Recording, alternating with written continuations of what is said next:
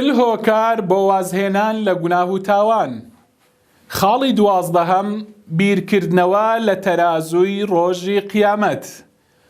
برای ڕێزدار و خۆشەویستم، خوشتی عەزیزم، ئەی ئەو کەسەی کەوا عەزمت جەزم کردووە و نیەتت هێناوە ئیدی گوناه و تاوان پشت سەرت بخەی و پشتگوێی بخەی.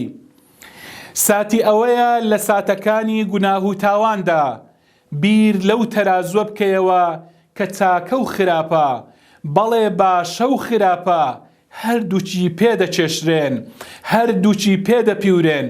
تەرازوویەکی زۆر ورد، هیچ شتێکی لێون نابێت. ئەم تەرازووە تەنانەت ئەو شتەی کە بە چاویش نەبینرێت دەیچێشێت، بۆت دەپیوێت. بەڵێ خوای پەروەردگار دەفەرمێت وتضع الموازين القسط ليوم القيامة.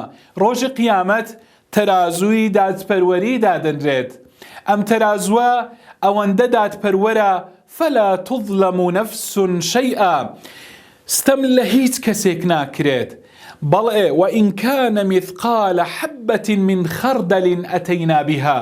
تەنانەت ئەگەر هەندی دنکە خەرتەلەیەکیش باشە یان خراپە، بەڵێ چاکە و خراپەت کردبێت، هەمووی دێتن، هەمووی دەیبینی، هەمووی بۆت دەچێشرێت.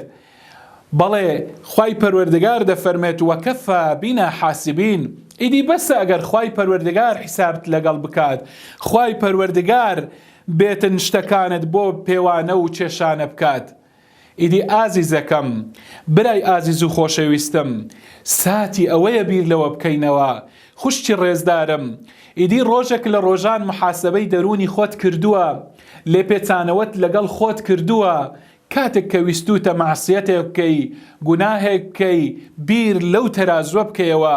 چونکە بەڕاستی ئەو تەرازوێکی وەکو گوتم هەموو شتێک دەینیت، هەموو شتێک بۆت دەچێشێت و بۆت دەپیویت. هی ئەوەیە ئینسان مرۆڤ لە ساتە وەختی گوناهدا بیری لێ بکاتەوە. چونکە فەمەن ثەقولەت مەوازینه فەئولائیکە هم المفلحون. بەخوا ئەوەی تەرازووی قورس و گران بێت، ئەو کەسانە ئەو ڕۆژە سەربەرز و سەرفرازن. ئیدی ئەوانە ئەو کەسانن کە پارێزگاریان لە پەرستش و تاعەتی خوای پەروەردگار کردووە.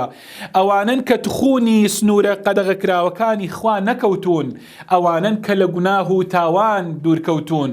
بەڵام ومن خفت موازينه فأولئك الذين خسروا أنفسهم في جهنم خالدون. ئەوانەی کە تەرازویان لەو ڕۆژەدا لەو ساتە وەختەدا گران و قورس بێت، ئەوانە خوا پەنامان بدات ئیدی لە جەهەنەم دەمینێنەوە.